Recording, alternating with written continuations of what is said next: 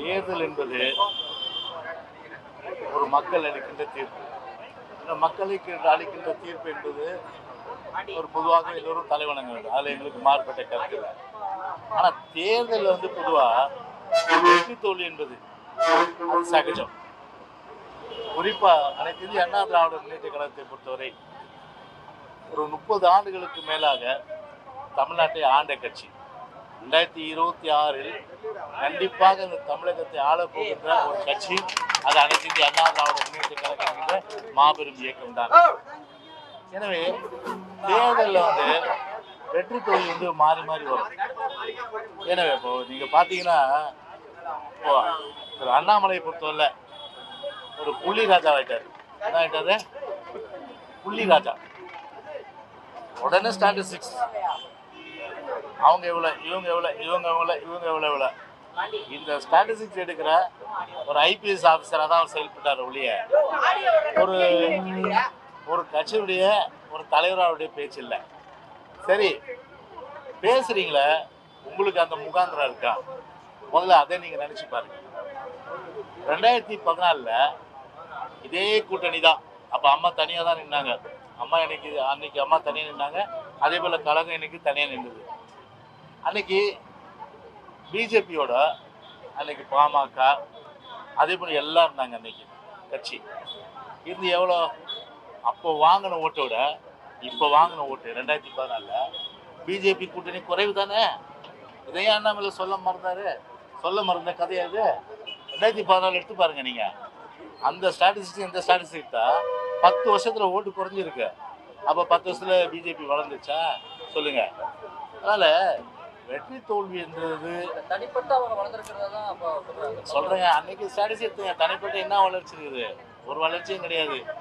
8 முறை prime minister கூப்பிட்டு வந்தாங்க. 8 முறை கூப்பிட்டு வந்தாங்க. ராஜீவ் காந்தியாவது 23 தடவை அன்னைக்கு ஐயா மூப்பனார் கூப்பிட்டு வந்தாரு. ஒரு 23 சீட்டு வச்சுது. இருப்பா தாய்மானவர் இருப்பா 23% சீட்டு வந்தாங்க. ஆனா இன்னைக்கு ஒரு சீட்டு கூட பிஜேபி, இன்னைக்கு ஒரு சீட்டு கூட 8 முறை கொண்டு பிஜேபி வரலையே. இத்தனைக்கும் பார்த்தீங்கன்னா அவங்களுடைய ஸ்ட்ராங் பெல்ட்டா இருக்கிற கன்னியாகுமரியில வர முடிஞ்சுதா? வர முடியல. தருமபுரி பொதுவாக பார்த்தீங்கன்னா பாட்டாளி மக்கள் கட்சி அங்கே கொஞ்சம் வலுவான ஒரு இது இருக்கு. அங்கேயும் தோத்துட்டாங்களாங்க. அப்போ 0 தானே. அப்போ உள்ளதும் போச்சு. அதனால டெபாசிட் போச்சு, அது போச்சு, இது போச்சுன்னு கதையை கட்டுறதை விட நாளைக்கு என்ன அவங்களுடைய வளர்ச்சின்னு பார்த்தா ஒரு வளர்ச்சியும் கிடையாது. சுருக்கமாக சொல்ல போனா பெங்களூர் அணி இருக்கு இல்லையா? என்ன அணி? ஐபிஎல் என்ன சொல்லுவாங்க? RC Royal Challengers Bangalore RCB. அது தோத்துனே தான் இருக்கும். அது போல தான் இந்த பிஜேபியும் அது மாதிரி ஆர்சிபி மாதிரி தோத்துட்டே இருக்கிற அணி தான். ஆனால் நாங்களாம் Chennai super king. Chennai super king 30 வருஷம் ஆண்டோம். பல வெற்றிகளை குவிச்சோம். இப்போ வர தேர்தலில் வெற்றிகளை குவிக்க போகிறோம். இது வரலாற்று சாதனையாக வரப்போகுது. நொதி கஞ்சி மாதிரி இப்படி அண்ணாமலை குதிக்கிறாரு. அதான் எங்களுக்கு தெரியல எங்களுக்கு. அதனால என்ன முகாந்திரம் இருக்கு உங்களை பற்றி எங்களை பற்றி பேசுறதுக்கு? சரி, ஆல் இண்டியா லெவலில் என்ன மதவாத இனவாதம் எடுபட்டுதா? மதவாத இனவாதம் எடுபடலையே. நாட்டுக்கு என்ன தேவை? இன்னைக்கு இளைஞர்கள் இன்னைக்கு இந்தியா முழுமைக்கும் வேலை இல்லாமல் இருக்கிறாங்க. அவங்க வேலையில்லா திண்டாட்டத்தை போக்குறதுக்கு என்ன ஒரு அகில இந்த ரீதியில் நம்ம திட்டத்தை கொண்டு இன்னைக்கு வேலையில்லா திண்டாட்டத்தை ஒழிச்சோம். வறுமை இன்னைக்கு எத்தனை கிராமத்தில் இன்னைக்கு வறுமை இருக்கு? இன்னைக்கு சொல்லுங்க. எல்லா கிராமத்துலையும் இன்னைக்கு பார்த்தீங்கன்னா பள்ளிக்கூடங்கள் இருக்கு. இன்னைக்கு இந்தியா ஃபுல்லா இன்னைக்கு அதை பேசுங்க. சுகாதார மையங்கள், அப்புறம் ஜீவாதார உரிமையாளருக்கு நதிநீர் பிரச்சனை விவகாரம், இதை பற்றியெல்லாம் பேசாம ஜாதியவாதம், மதவாதம், இனவாதம். வடக்கில் விச்சாம்பார் ஆப்பு என்னாச்சுப்பா? அண்ணாமலை இந்திய அரசியலமைப்பையே நிர்ணயிக்கக்கூடிய ஒரு மாபெரும் தலைவராக மோடி இருப்பார். நாங்கள் இன்னைக்கு என்னாச்சு? இன்னைக்கு அவர் நிர்ணயிக்க முடியுமா? இன்னைக்கு 2 பேர் தான் கிங் மேக்கர். ஒன்று சந்திரபாபு நாயுடு, இன்னொன்று நிதிஷ்குமார். 2 பேர் தான் கிங் மேக்கர். அப்படி 2 பேர் வந்து கிங் மேக்கர் வந்து சோலோவா இன்னைக்கு இருக்க முடியல. ஏன் பக்கத்துல இருக்கிற கர்நாடகால கேரளால ஒரு எம்பி ஜெயிச்சாங்க. அங்கேயாவது கால் ஊனுச்சு பாஜக. இங்க கால் ஊனுச்சா பாஜக? இங்க ஒரு சீட் வந்துதா? சும்மா அந்த புள்ளி ஒருத்த வச்சுக்கிட்டு இந்த ஃபிலிம் காட்டுற வேலை எல்லாம் இந்த மாதிரி இங்க தமிழ்நாட்டுல எடுபடாது. எங்களை பொறுத்தவரை என்ன, ஓட்டு சதவீதத்துல நாங்க வந்து உயர்ந்திருக்கிறோம். 13 வருஷம் புரட்சி தலைவர் எம்ஜிஆர் திமுக வந்து வனவாசம் அமைச்சாரு. அதுக்கப்புறம் ஆட்சிக்கு வரல. 89 தலைவர் மறைந்த பிறகுதான் ஆட்சிக்கே வந்தாங்க. இல்லைன்னா அதுவும் வந்திருக்க முடியாது. அன்னைக்கு 2 சீட் எடுத்தாங்க 91ல, 91 சட்டமன்றத்தில், 94 ஆட்சி பிடிக்கிறாங்க. அதே போல வந்து பார்த்தீங்கன்னா வந்து 80ல வந்து ஆட்சி கலைச்சாங்க இந்திரா காந்தி அம்மா. திருப்பி 80ல வந்து ஆட்சி பிடிக்கிறாரு புரட்சி தலைவர் எம்ஜிஆர். அந்த மாதிரி பார்த்தீங்கன்னா அதிமுக வெற்றிகள் பல பெற்று, தோல்விகள் வந்த நேரத்தில் அதிகமான அளவுக்கு படிப்பினை கற்றுக்கொண்டு வருங்காலத்தில் ஒரு புரட்சி, ஒரு எழுச்சியை படைக்கும்.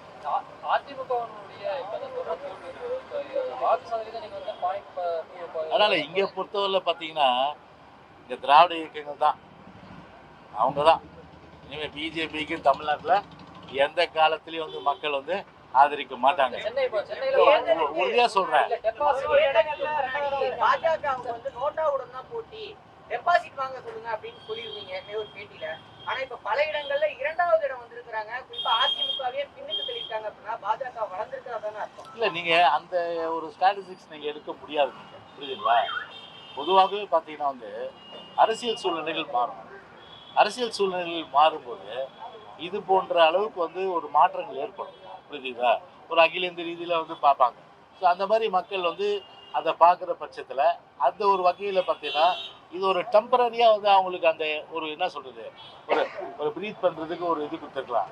ஆனால் இதை வச்சுட்டு அவங்க வந்து ஒரு பெரிய அளவுக்கு வந்து இங்கே கால் ஊன்ற முடியுமானா கண்டிப்பாக தமிழ்நாட்டில் கால் ஊன்ற முடியாது. ஆனால் இங்கே பொறுத்தவரை பார்த்தீங்கன்னா அதிமுக இங்கே பார்த்தா அடுத்தது திமுக. அது பிஜேபியும் இனிமேல் வந்து வேலைக்காகாது. இனிமேல் வந்து மற்ற கட்சிகள் எதுவும் ஆகுது. எங்களை பொறுத்தவரை பார்த்தா திராவிட மண் இது, திராவிட அரசியல். எனவே இங்கே வந்து பார்த்தீங்கன்னா புரட்சி தலைவர் சொன்னாமல் பிஜேபிக்கு எங்களுக்கு சித்தாந்தம் ரீதியில் மாறுபட்டிருக்கு இல்லையா? எங்கள் தலைவர் தான் சொன்னார், புரட்சி தலைவர், கட்டுண்டு வாழும், சமநிலையில் இணைவோம், பிரிவினை நாளும். இதெல்லாம் நாங்கள் உறுதியாக இருக்கிறோம். அதனால் பார்த்தீங்கன்னா ஏதோ அரசியலில் வந்து பாஸ்டில் வந்து ஒரு தேர்தலுக்காக கூட்டணி வச்சோம். இனிமேல் அந்த தேர்தல் கூட்டணி என்பது வருங்காலத்திலேயும் இல்லைன்றத தெளிவாக பொதுச்செயலாளர் பொறுத்தவரை சொல்லிட்டாரு. அதனால நேற்றம் இல்லை, இன்னைக்கு இல்லை, நாளைக்கு இல்லைன்றத சட்டமன்ற தேர்தல் உட்பட தான். பாஜகவோட இணைந்திருந்தா 30க்கும் மேற்பட்ட இடங்கள்ல வந்து வெற்றி பெற்றிருக்கலாம்னு வேலுமணி சொல்றாரு. பொதுச் செயலாளர் ஒரு கருத்து சொல்றாரு, நீங்க ஒரு கருத்து சொல்றீங்க, முன்னாள் மூத்த அமைச்சர் ஒரு கருத்து சொல்றாரு. இல்லைங்க, இப்போ பேட்டி நான் கூட பார்த்தேன். நான் பொதுவாகவே ஒரு இவங்களோட கூட்டு வச்சா இவங்களை ஜெயிச்சிடலாம், அவங்களோட கூட்டு வச்சா இவங்களை ஜெயிச்சிடலான்றது. What is the stand of our party? That is the most important. Are we proceeding in the straight line? Yes, we are on the straight line இல்லையா? அந்த மாதிரி தான் எங்களுடைய நிலை. ஏன்னா அப்படி இருக்கும்போது ஏற்கனவே பார்த்தீங்கன்னா மாவட்ட செயலாளர் கூட்டத்திலையும் தலைமை கழக நிர்வாகிகள் கூட்டத்திலையும் ஒன்றா நடந்த கூட்டத்தில் எங்களுடைய கட்சி நிலைப்பாட தெளிவாக சொல்லிட்டோம். இப்போதும் இல்லை, எப்போதும் இல்லை. எப்போதும் இல்லைன்னா 2026 சேர்த்து தான் சொன்னோம். அதனால அது ஒரு அனுமானத்தின் அடிப்படையிலான ஒரு இல்லை, அதுதான் அது வந்து ஒரு அனுமானத்தின் அடிப்படையில் இப்படி இருந்தா அப்படி இருக்கா அப்படி இருந்தா இருக்குங்களா? இல்லை, அதுக்கெல்லாம் நான் வந்து பதில் சொல்ல முடியாது. புரியுதுங்களா? என்னை பொறுத்தவரை அது அனுமானத்தின் அடிப்படையில் வந்து பார்த்தீங்கன்னா சொல்லப்பட்ட பதிலாக இருக்கலாம். அந்த அனுமானத்திற்கு சொல்லப்பட்ட பதிலுக்கெல்லாம் நான் பதில் சொல்ல முடியாது. What is our party stand சொன்னேன். Our party stand is clear. Already பார்த்தீங்கன்னா நான் தெளிவாக தான் சொல்கிறேன். நீங்கள் அதுதான் கேட்கணும். அப்படின்னா உங்கள் பார்ட்டி ஸ்டாண்டாங்க எதிர்காலத்தில் அது மாதிரி இல்லவே இல்லை. அது வந்து பார்த்தீங்கன்னா இலையும் தண்ணீரை ஒட்டுமா? எங்கேயாவது இலையும் தண்ணீரை ஒட்டுமா? அந்த மாதிரி தான் இனிமே வந்து இலையும் தண்ணீரும் ஒட்டாது. அதே போல் சும்மா மார்த்தட்டின்னு இருந்தவங்களுக்கு இன்னைக்கு அகில இந்திய ரீதியில் பிஜேபிக்கு மோடிக்கு கடிவாளம் போட்டாச்சு. இனிமேல் பார்த்தீங்கன்னா அவங்க 2 பேரும் சொல்கிற பாதையில் தான் அவர் போயின்னு இருக்க முடியும். இனிமேல் சோலமாக இருக்க முடியாது. இப்படியெல்லாம் வந்து அகில இந்திய ரீதியில் எடுத்துட்டு இன்னைக்கு தமிழ்நாட்டில் இருந்துட்டு இன்னைக்கு சும்மா வந்து இன்னைக்கு வந்து ஒரு வார் ரூம் வச்சுக்கிட்டு ஒரு மீடியா வச்சு டெய்லியும் பேட்டி கொடுத்துட்டு லைம்லைட்டில் இருக்குன்றதுக்காக எதையாவது உளறி சொல்லிட்டு இருக்கிற அந்த வேலை எங்களுக்கு கிடையாது. அது அண்ணாமலைக்கு வேணா உண்டு. சென்னையில வேலுமணி அவரோட கருத்துக்கு தமிழிசை ஒரு கருத்து சொல்றாங்க, அண்ணாமலை ஒரு கருத்து சொல்றாரு. தமிழிசை என்ன சொல்றாங்க, கூட்டணி கொடுத்து டெல்லி தலைமை தான் முடிவு பண்ணாங்க. அண்ணாமலை வந்து நாங்க கூட்டணி வைக்க மாட்டேன்றாரு. இல்லை அதுதாங்க இவர் யாருங்க இவர்கிட்ட நாங்கள் கூட்டணி கெஞ்சினுமா நாங்கள் தான் கெட் அவுட் சொல்லிட்டோமே. அப்புறம் என்ன போய் நாங்கள் போய் திருப்பி போய் நாங்கள் வந்து பேசுறதுக்கு அவங்ககிட்ட என்ன இருக்குது அதுதான் தெளிவுபடுத்திட்டோமே. மாவட்ட செயலர் கூட்டத்திலையும் சரி, அதே போல் ஒரு தலைமை நிர்வாகி கூட்டத்திலும் சரி, ஒட்டுமொத்தமாக ஒரு மனதாக அன்னைக்கு தீர்மானம் நிறைவேற்றி அன்னைக்கு ஊடகங்களுக்கு சொன்னாங்களா இல்லையா, அதுதான் ஸ்டாண்ட் அது. அதனால் இதுதான் வந்து கட்சியுடைய ஸ்டாண்டாக நான் சொல்ல முடியும். நான் அதனால் எதிர்காலத்துலேயும் கிடையாது. அதில் வந்து இப்போ தமிழிசையும் அவங்களெல்லாம் இன்றைக்கி வந்து அவங்களுக்குள்ள வந்து ஒரு உட்கட்சி விவகாரம் புரியுதுங்களா, அதில் போட்டி இருக்கலாம். நாளைக்கு இப்போ யார் இந்த கட்சிக்கு தலைவராக அண்ணாமலை இருந்தாலும் சரி, அண்ணாமலை போனாலும் சரி, சரிங்களா, எங்களை பொறுத்தவரை சரி, நரி வளம் போனா என்ன, இடம் போனா என்ன, நாட்டுக்கு தமிழ்நாட்டுக்கு பிஜேபியால் எதுவும் நல்லது நடக்க போகிறது கிடையாது. அதே போல் இவங்களால எந்த ஒரு ஓட் ஷேரை இனிமேல் வந்து அதிகப்படுத்த போகிறது கிடையாது. இதை நீங்கள் கண் கூட பார்ப்பீங்க. சென்னையில தொடர்ந்து தற்போது வந்து அறிக்கை விட்டுருக்காங்க, அணிகள் மீண்டும் இணையணும் அப்படின்றத குறிப்பிட்டிருக்காங்க. யாரு? சசிகலா, ஓபிஎஸ் இருவருமே இல்லை, அதை வந்து ஒரு நம்முடைய துணை பொதுச்சாளர் வந்து தெளிவுபடுத்திருக்கு. அது ஏற்கனவே வந்து கட்சியில் இருந்த முடிவு. அதாவது வந்து ஒற்றை தலைமையின் கீழ் பொதுச்செயலாளர் தலைமைக்கு இன்னைக்கு கட்சியை பொறுத்த இன்னைக்கு வந்து எழுச்சியோடு இருக்கு. இன்னைக்கு அதில் அதுக்கு வந்து அவங்களுடைய அந்த கருத்துக்கள் என்பது அது வந்து யாராலும் ஏற்றுக்கொள்ள முடியாத கருத்து. அது ஃபுல் ஸ்டாப் வச்சாச்சு. எனவே அது வந்து இனிமேல் வந்து துணை பொதுச்செயலாளர் சொன்ன மாதிரி எந்த காலத்திலும் எந்த கட்டத்திலும் அந்த பேச்சுக்கே இடம் இல்லை. இல்லை, சென்னையில் வந்து பார்த்தீங்கன்னா 3 இடங்கள்ல அதிமுக வந்து கடுமையான வந்து சந்திச்சிருக்கு. அதே போல் தென் மாவட்டங்கள்லேயும் உங்களுக்கான வாக்கு சதவீதம் ஏற்கனவே அந்த தட்டம் கடுமையாக சரிஞ்சிருக்கிறத இடங்கள்ல பார்க்க. இதெல்லாம் எதிர்கொள்றதுக்கு ஒன்றா இணையணும் அப்படிங்கிறத வந்து சரியான கருத்தாக வந்து முன்வைக்கிறாங்க. இல்லை நீங்கள் சொல்கிறது ஒரு இது. இப்போ இவர் ஓபிஎஸ் என்ன இப்போ வந்து அந்தளவுக்கு வந்து ஓட்டு அள்ளி பிடிச்சிட்டாரா, இல்லை திரு டிடிவி வந்து ஓட்டு அள்ளி பிடிச்சிட்டாரா, இல்லை வந்து ஏற்கனவே டிடிவி வந்து தமிழ்நாடு ஃபுல்லாக வேட்பாளர் போட்டார், ஒரு மிகப்பெரிய சக்தின்னு சொல்லி எஸ்டாப்ளிஷ் பண்ணிட்டாரா. அதனால் ஒரு பார்லிமெண்ட்டில் ஒரு அசம்பிளியில் பார்லிமெண்ட்டுக்கு ஒரு ஃபேக்டர் இருக்கும், அது எடுபட்டது இல்லையா. ஒரு டெல்லிக்கு இந்த அடிப்படையில் சட்டமன்றத்துக்கு வேறு மாதிரியான ஒரு அணுகுமுறை. அதனால் இப்போ வந்து பார்த்தீங்கன்னா 1 கோடி ஓட்டு வாங்கியிருக்கிறோம். அதாவது போன எலெக்ஷனோட இந்த எலெக்ஷன் வந்து நாங்கள் அதிகம் தான் வாங்கியிருக்கோம், எந்த விதத்துலையும் குறையில கட்சியை பொறுத்தவரை. அப்படி இருக்கும்போது உடனே என்ன பண்ணுறது, இதை மாதிரி ஒரு போஸ்ட் அடிக்கிறது, இப்படி அடிக்கிறது, அப்படி அடிக்கிறது, அதெல்லாம் கிடையாது. அதனால் எங்களை பொறுத்தவரை ஏற்கனவே இருந்த நிலைப்பாட்டில் எந்த மாற்றமும் கிடையாது. அது ஒன்றிணைந்த பேச்சுக்கு இடமில்லை. கட்சியை பொறுத்தவரையில் இன்றைக்கி எழுச்சியாக இருக்குது. சரி, இந்த எழுச்சியோடு 2026 சட்டமன்ற தேர்தலை சந்திப்போம். மீண்டும் நம்முடைய பொன்மனச்செம்மல் புரட்சி தலைவர் எம்ஜிஆர் ஆட்சி, நம்முடைய புரட்சி தலைவர் அம்மாவுடைய ஆட்சி தமிழ்நாட்டிலே மலரும். 2026 சட்டமன்ற தேர்தலில் பாஜக தான் ஆட்சி அமைக்கும் அண்ணாமலை அழுத்தம் திருத்தமா சொல்றாரு. 2026 சட்டமன்ற தேர்தலில் பாஜக தான் ஆட்சி அமைக்கும் போதுன்னு அழுத்தம் திருத்தமா அண்ணாமலை சொல்றாரு. இலவு காத்த கிளி இல்லையா, அந்த மாதிரி தான் பார்த்துட்டே இருக்கணும். அது அதெல்லாம் வேலைக்காது. அதான் சொல்கிறேன்னே, தமிழ்நாட்டில் வேலைக்காது. ஆல் இண்டியா லெவலே இது பாலராமர் கோயில் கட்டின அயோத்தியிலேயே அங்கேயே உங்கள் வேட்பாளர் ஜெயிக்கல, அதை சுற்றி இருக்கிற இடத்துலையும் ஜெயிக்கல, அங்கேயும் ஒரு பருப்பு வேலை. இங்கே வந்துருமா இங்கே இதோ வந்து இப்போ இந்த சூழ்நிலையில் பார்த்தீங்கன்னா கொஞ்சம் ஓட்டு வாங்கினாங்க இல்லையா. இதே மாதிரி ஒரு அமாவாசை சோறு 2026 கிடைக்குமானா கண்டிப்பாக சொல்கிறேன், பிஜேபிக்கும் சரி மற்றவங்களுக்கும் கிடைக்காது இந்த அமாவாசை சோறு. ஏன்னா திமுக கூட்டணியோட வெற்றிக்கு அதிமுக வந்து பி டீமா செயல்பட்டது அப்படின்ற ஒரு குற்றச்சாட்டி பாஜக வைக்கிறாங்க. எதுங்க? திமுக கூட்டணியோட இந்த மாபெரும் வெற்றிக்கு அதிமுக பி டீமாக செயல்பட்டது அப்படின்ற ஒரு குற்றச்சாட்டி வைக்கிறாங்க. இல்லைங்க, இப்போ பி டீமே அவங்க தாங்க. நான் இது ஏர்போர்ட்லேயே நான் சொன்னேன், நாட்டில் எவ்வளோ பிரச்சனை இருக்குது. இப்போ இன்றைக்கி கூட பாருங்கள், வட சென்னையில் பால் தட்டுப்பாடு, வட சென்னையில் பால் தட்டுப்பாடு. அதை பற்றி யாராவது பேசுகிறாங்களா சொல்லுங்கள்? யாரும் பேசல. உடனே அண்ணாமலை வந்தால் ஏடிஎம்கே பற்றி பேசுகிறோம், ஏன்னா லைம் லைட்டில் இருக்கணும், அதுதான் அவருடைய எண்ணம். பேசிட்டு போயிடுவார். பால் தட்டுப்பாடு வட சென்னையில் இருக்குது, அது பாலே கிடைக்கல. இன்னும் வந்து 6% இப்போ வந்து மின் கட்டண உயர்வு ஏற்ற போகிறாங்க. பொதுமக்களும் வாக்காளர் யோசிக்கணும். இந்த 3 வருஷத்தில் கொலை, கொள்ளை, கற்பழிப்பு, ஆள் கடத்தல், கட்ட பஞ்சாயத்து, கஞ்சா, எல்லா விதமான நர்காட்டிக் ட்ரக்ஸும் சர்வமாக நடந்துட்டு. போலீஸுக்கும் பாதுகாப்பு இல்லை, ஆளுங்கட்சிகளுக்கும் பாதுகாப்பு இல்லை, யாருக்கும் பாதுகாப்பு இல்லை. ஒரு நாள் மழை, அரை மணி நேரம் நான் வண்டியில் போகும்போது அரை மணி நேரத்தில் பெஞ்சது ராதாகிருஷ்ணன்ல. அப்படி இவ்வளோ தண்ணி எடுத்து நான் ஃபேஸ்புக்லேயே போட்டேன். பார்த்தீங்களா இல்லையா? ஃபேஸ்புக்லேயே போட்டேன். அரை மணி நேரத்துக்கு மழை தாங்கலை. ஒரு மணி நேரத்துக்கு மழை அடிச்சு, ஒரு நாள் ஃபுல்லாக மழை அடிச்சு, அங்கங்கே டிராஃபிக் ஜாமாங்க. யாராவது பேசுகிறாங்களாங்க சொல்லுங்கள்.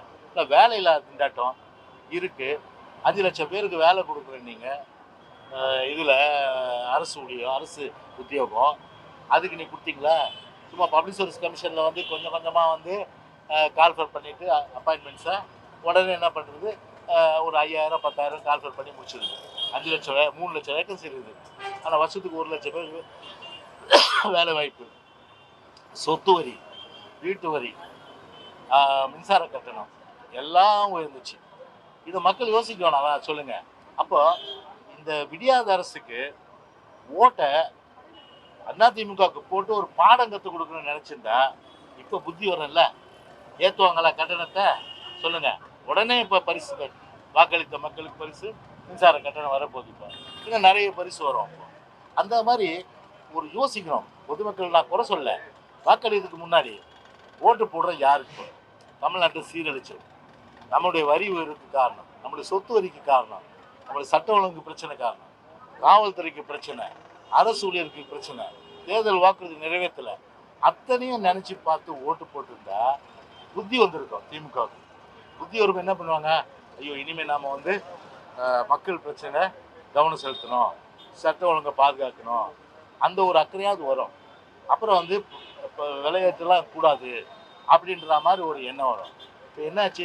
திமிரு பிடிச்சிடும். இப்போ திமுகவுக்கு திமிரு பிடிச்சிடும். இல்லை போடா, மக்கள் என்ன பண்ணாலும் சரி நம்ம பக்கம் தான் ஓட்டு போடுவாங்க. அந்த மமதை வந்துச்சுன்னா பாதிப்பு யாருக்கு சொல்லுங்க? மக்களுக்கு தான் பாதிப்பு. மக்களுக்கு தான் பாதிப்பு. ஒட்டுமொத்த சுமையும் மக்கள் தலைவர். அப்போ ஒரு பாடத்தை கற்றுக் கொடுக்கணும்னா மாற்றி கொடுக்கணும் ஓட்டை. அந்த தவறு வந்து மக்கள் வந்து செஞ்சுட்டாங்க. சென்னையில் உங்க களத்தை எழுதுறீங்களா சார்? 3 தொகுதிகளுமே வந்து இல்லை, அதுதான் சொல்கிறேனே. சென்னை பொறுத்தவரையில் பார்த்தீங்கன்னா அனைத்து இந்திய அண்ணா திராவிட முன்னேற்ற கழகத்தை பொறுத்தவரை என்றைக்குமே கட்சி அடிப்படையில் சொல்கிறேன், என்றைக்கும் ஒரு வலுவான இயக்கம். கட்சி ஓட்டை பொறுத்த எங்களுக்கு எல்லாமே விழுந்துருச்சு. அதில் மார்க் கூட இதில் சவுத் மெட்ராஸில் அண்ணாமலை நான் வடக்கத்தோடு தான் நான் பேசுகிறேன். நான் யாராவது நான் வந்து ஒரு தரக்குறைவாக பேசியிருக்கிறேன் என்னைக்காவது சொல்லுங்கள்? நான் தரக்குறைவாக பேசுகிற வழக்கு. ஆனால் நீங்கள் எப்படி வரீங்களோ அதே மாதிரி தான் நான் வரேன். என் தலைவர் யார்? புரட்சி தலைவர் திட்டினா நான் உங்களை திட்டாமல் இருக்க முடியுமா? என் புரட்சி தலைவர் அம்மாவை திட்டினா திட்டாமல் இருக்க முடியுமா? நீங்கள் அங்கே திட்டினா அவங்கள திட்டுவேன். அப்படி தான் என்னுடைய பண்பாடு, எங்களுடைய பண்பாடு, என் கட்சியுடைய பண்பாடு. ஸோ அந்த வகையில் தான் நான் உங்களை விமர்சனம் பண்ணுறேன். நீங்கள் அதை விட்டுட்டு நான் உடக்கால டெபாசிட் 1,78,000 ஓட்டு. சரி, இதே ஜெயவர்தன் 25 வயசு யாரை தோக்கடிச்சா? பாஜக மாநில தலைவர் திரு இல கணேசன் இப்போ கவர்னர் இருக்காரு. அவர் தோத்துக்கிட்டு ஓடினார்ல, தோத்துட்டு போயிட்டு ஓடினார்ல, அவரு 1 லட்சம் ஓட்டு வித்தியாசத்தில் ஜெயிச்சாங்க. அதனால் வெற்றி தோல்வி என்பது மாறி மாறி வரும். இன்னும் 11,000 ஓட்டு எடுத்திருந்தா அவனை டெபாசிட்டு. 500 ஓட்டு எடுத்தவங்களும் 1,78,000 ஓட்டு எடுத்தவங்க ஒன்றா? 1,78,000 ஓட்டு எடுத்தவங்களா? எங்களுடைய பேஸ் ஓட்டு 20% மேலே வந்துருச்சு. புரியுதுங்களா? அதனால் நியூட்ரல் ஓட்டு, பொதுமக்கள் ஓட்டு, வாக்காளர் இதெல்லாம் பார்த்தீங்கன்னா கண்டிப்பாக ஆட்சியின் அதிருப்தியை வந்து கண்டிப்பாக வந்து உணர்ந்து 2024 எங்களுக்கு அமோக ஆதரவு அளிப்பாங்க. பிஜேபியும் சரி, தமிழ்நாட்டில் இனிமேல் கால் ஊன்றுவது என்பது ஒரு நடக்காத விஷயம். எழுதிங்க.